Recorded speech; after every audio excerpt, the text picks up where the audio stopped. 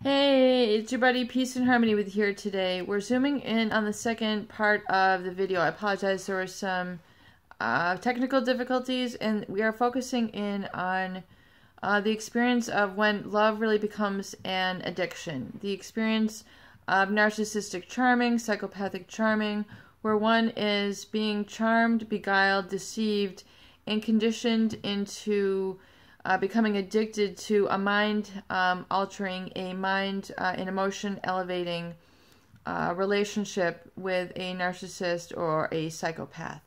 And remember that, as Friedrich Nietzsche says, everyone needs a sense of shame, but no one needs to feel ashamed. And so when we look at the addiction, really sort of being traumatically bonded to this this individual who, in the love bombing phase, is if you can recall back and look into your origination of the experience, you perhaps were really drawn by this person's charisma, their attractiveness, the different intellect. There was something different about them. There was something very interesting. There was something fascinating. And when you say that there's something different about them, it's because there actually was something different about them.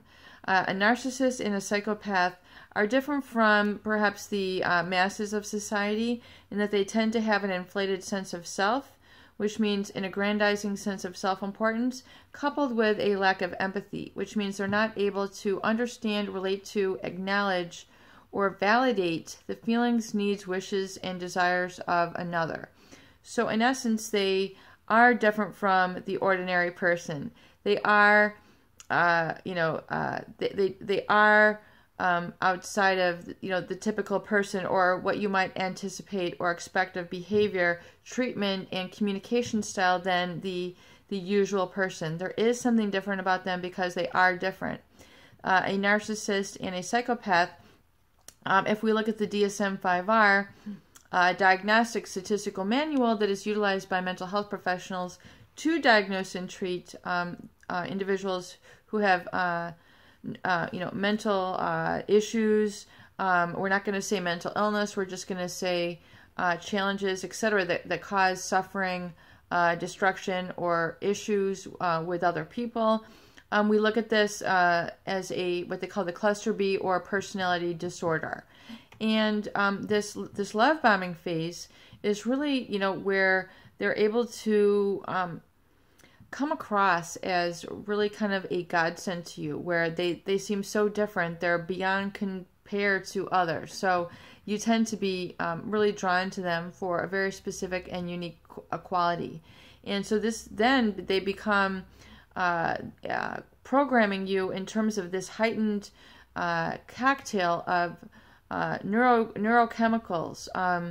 They are really sort of wiring the brain to become addicted to them as an individual. This traumatic bond where your connection to them, your communication with them, your identity becomes intertwined and fused with this individual. So you really begin to lose a sense of individuality, a sense of identity, a sense of independence. Somehow in the beginning, there's this merging together where two become one.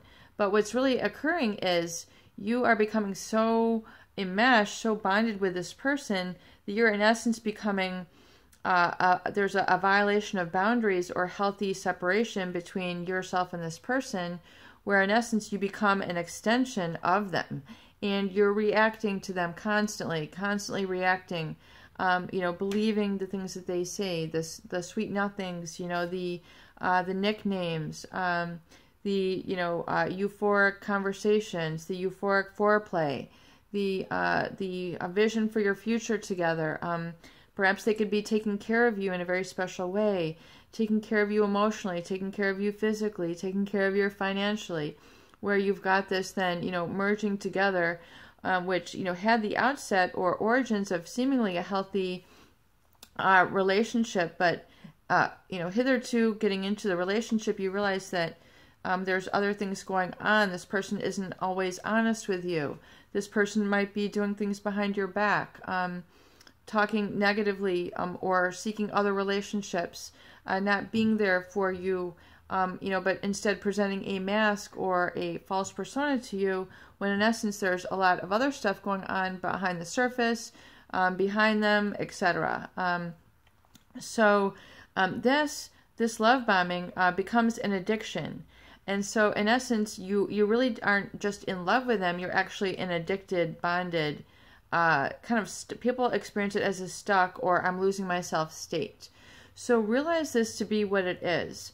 Realize that it's an over excitement, it's an over production of these feel-good chemicals, the dopamine, the serotonin, the oxytocin that is within the feel-good neurotransmitters and emotions, which give you that elevated energy when you're originally with them in that, really aroused and excited state. There's nothing wrong with being, excited with people, but it's when it's done at the hands of exploitation and taking advantage, and when it's really then done with as a method to control you through their communication, to getting you really addicted to the things that they say to you, the things that they're going to promise you, the lies that they're telling you.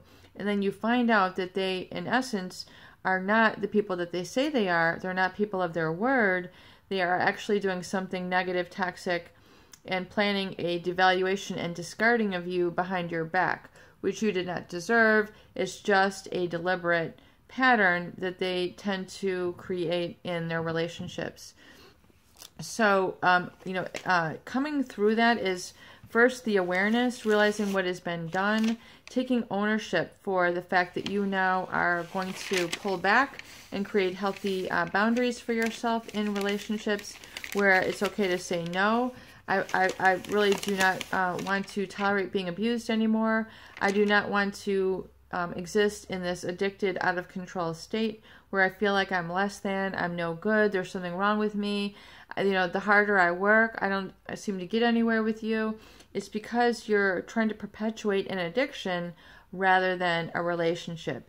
You're trying to perpetuate yourself as a source of supply for them versus a true connection, a true person that they are developing a relationship with that is based on reciprocity, respect, unconditional love, and true commitment. So it's a very different experience. It's a very different relationship. So you need to, come out of denial, understand, look at it for what it is, and realize that it's okay to let go of people who are abusive. Once again, everyone needs a sense of shame, but no one needs to feel ashamed. So if you are able to understand that this person is the way that they are, they're not going to change. A turnip is a turnip, as they say. You can't turn a turnip into a cherry pie. It is what it is. You have to let them go and let them be who they are and release them so that they can no longer have that addictive influence and control and power over your life. Because chances are it's just going to create more suffering, further and deeper addiction, and greater events that are out of control and unhealthy, uncomfortable, and destructive and toxic in nature. Peace and harmony with you here today. I hope these videos do help. Please share and please subscribe for more great tools, videos, discussion, and support.